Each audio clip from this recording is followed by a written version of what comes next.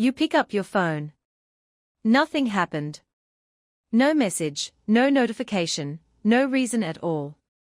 Your thumb just moved on its own, the way it has 100 times today already. You unlock the screen, see nothing new, and lock it again. 5 seconds later, you do it again. You've probably been told this is addiction. That word feels satisfying, because it gives you someone to blame. But the real explanation is older than phones, older than screens, and far stranger than a craving you can't control. Most people assume their phone is engineered like a slot machine, designed to hook a brain that would otherwise be perfectly content. That part is true, but it's only half the story. So what's actually happening in the other half, the part that has nothing to do with the device at all? To understand it, you have to go back to a behavior that exists in almost every social mammal on Earth, long before anything resembling a smartphone. Checking. Researchers who study primates have a name for this. Vigilance behavior. A meerkat popping its head up every few seconds while foraging. A bird interrupting its meal to scan the horizon. A monkey glancing toward the rest of its troop before returning to whatever it was doing. None of these animals are addicted to looking around. They are running a constant background process that asks one simple question. Has anything changed? That question never fully shuts off in a social species, and you are an extremely social species. Psychologist John Cacioppo spent much of his career studying social connection, and his research kept circling back to a similar idea. Human brains evolved to treat social information as a survival resource, not a luxury. For most of human history, knowing what your group was doing, whether you were still included, whether something had shifted in the tribe, wasn't idle curiosity. It was often the difference between being protected and being left behind. A brain that checked frequently outcompeted a brain that didn't bother. So when you reach for your phone with no real reason, you're not malfunctioning. You're running software that's millions of years old on hardware it was never designed for. Here's where it gets stranger. Your phone didn't invent this checking behavior. It just removed every natural limit that used to slow it down. In ancestral environments, checking on your group had a built-in ceiling. You could only glance at so many people, hear so many voices, register so many changes, because your group was small and your senses had range limits. The behavior was constant, but it was also naturally rationed. Your phone deleted the ration. Now the entire planet's worth of potential social information sits inside a 5-inch rectangle in your pocket, available at any second, with zero physical limit on how often you can check it. Neuroscientist Robert Sapolsky has written extensively about how dopamine functions in the brain, and one of his clearest points cuts directly against popular belief. Dopamine isn't mainly a reward chemical. It's an anticipation chemical. It spikes hardest not when you get something good, but in the uncertain moment right before you find out whether you will. Your phone, by design or by accident, places you inside that exact moment almost constantly. Before you unlock the screen, you don't know if something is there. That tiny window of not knowing is doing more work on your brain than whatever you actually find once you look.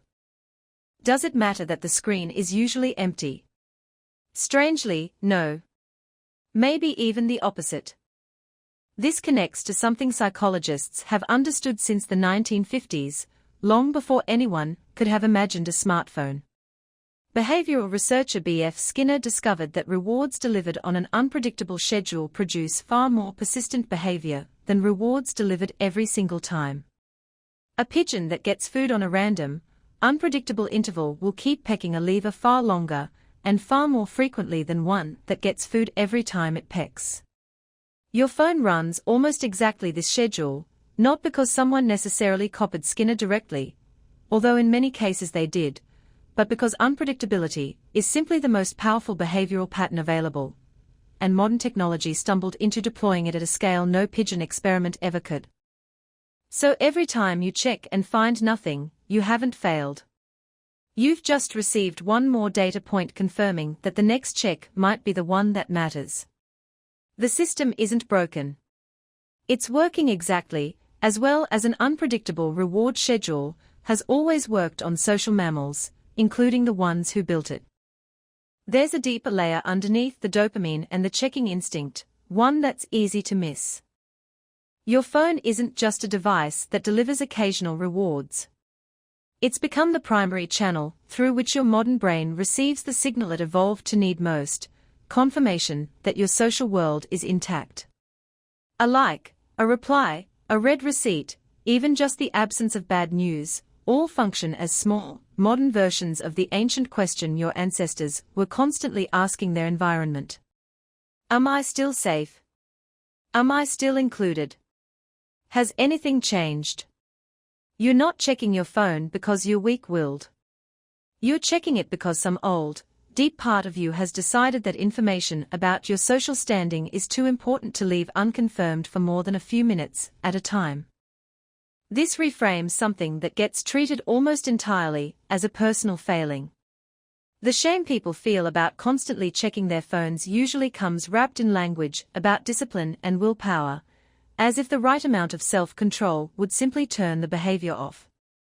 But you're not fighting a character flaw. You're fighting a survival instinct that has no idea it's pointed at a notification screen instead of a watchful tribe on an open plain. That doesn't mean the behavior is harmless, or that there's nothing to be done about it. Understanding why a system fires doesn't mean the firing serves you well in its current context. A smoke detector going off at the smell of toast is still responding to smoke. The response made sense in the environment it was built for. It's simply miscalibrated for the one it's currently operating in. Recognizing that distinction changes the entire emotional shape of the problem. From a personal failure you should be able to white-knuckle your way through, into a mismatch between an ancient instinct and an environment engineered, whether intentionally or not, to exploit it relentlessly. So the next time your thumb moves toward your phone for no reason at all, notice what's actually happening underneath it. Not weakness. Not a flaw in your character. Just an old, careful, deeply social brain, doing the one thing it has always done to survive, scanning the horizon for any sign that something, somewhere, has changed. You pick up your phone. Nothing happened. And for a second, before you put it back down, something ancient inside you is doing exactly what it has always done. Checking the horizon, waiting for a sign that was never really going to come from inside a screen in the first place.